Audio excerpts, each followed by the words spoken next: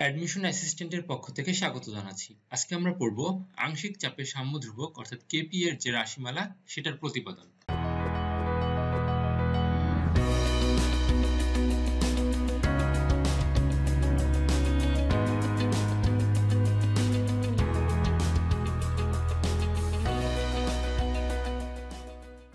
তো চলো আমরা শুরু করি আজকের লেকচার।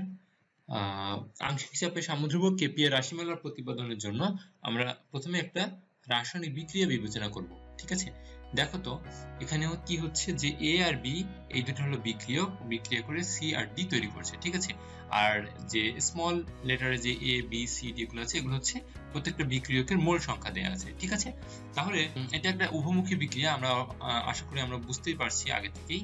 আমরা যখন রাশিমালাটা প্রতিপাদন করার চেষ্টা করি তখন দেখো যে ভরক্রিয়ার সূত্র অনুসারে আমরা কি জানতাম বলতো, সম্মুখ বিক্রিয়ার বেগের ক্ষেত্রে যদি আমরা বলি যে এ আর বি যখন বিক্রিয়ক হিসেবে ক্রিয়া করে তখন হচ্ছে আমরা সম্মুখ বিক্রিয়ার যে হার ফরওয়ার্ড রিঅ্যাকশন রেট এটাকে আমরা লিখতে পারি হলো সম্মুখ বিক্রিয়ার বেগ অর্থাৎ ফরওয়ার্ড রিঅ্যাকশন রেট। এটা হচ্ছে বিক্রিয়ক উভয় বিক্রিয়কের যে আংশিক চাপ আছে তার কিন্তু সমানুপাতিক। ঠিক আছে, তাহলে এই বিক্রিয়কের যে আংশিক চাপ এটা আমরা কিভাবে লিখতে পারি, পি অফ এ এটা হচ্ছে পাওয়ার হিসেবে চলে যাবে তার মোল সংখ্যা ইনটু পি অফ বি তার পাওয়ার হিসেবে চলে যাবে হচ্ছে এর মোল সংখ্যা।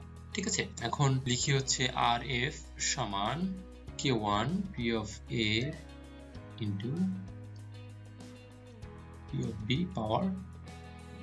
ঠিক আছে, তাহলে এটা হলো সম্মুখ বিক্রিয়ার বেগের ক্ষেত্রে আসছে। পশ্চাৎ বিক্রিয়ার বেগের ক্ষেত্রে আমরা একইভাবে কি লিখতে পারি তাহলে বলো তো? একইভাবে আমরা যেটা লিখতে পারবো সেটা হচ্ছে যে আর B is proportional to P of C অর্থাৎ C এর যে আংশিক চাপ তার পাওয়ার C into P of D তার পাওয়ার আবার হলো D। ঠিক আছে, তাহলে এটাকে যদি আমরা সমানুপাতিক ধ্রুবক দিয়ে লিখি ইকুয়েশনটাকে তখন হয় হচ্ছে RB is equal to K2, আমরা নতুন একটা ধ্রুবক নিলাম K2 ইনটু হচ্ছে PC power C into P of D power D। ঠিক আছে, আচ্ছা তাহলে এখন আমরা জানি যে উভমুখী বিক্রিয়াটা যখন সাম্যাবস্থায় উপনীত হয় তখন কিন্তু ফরওয়ার্ড রিঅ্যাকশন রেট আর ব্যাকওয়ার্ড রিঅ্যাকশন রেট সমান হয়, তাই না? তাহলে আমরা সেই হিসাবে কি লিখতে পারি বলতো, যে হচ্ছে সাম্যাবস্থায়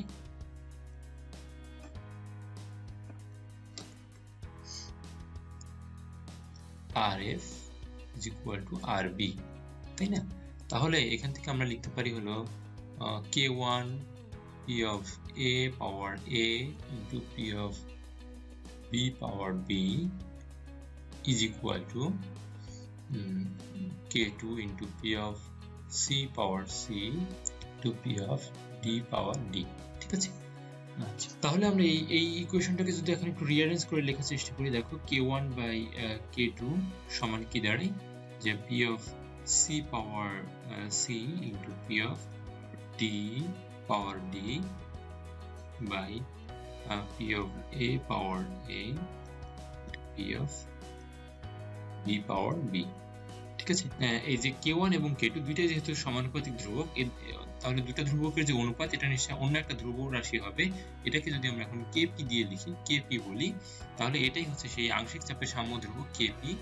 এটা সমান হচ্ছে দাঁড়াচ্ছে P of C power C into P of D power D by P of A power A into P of B power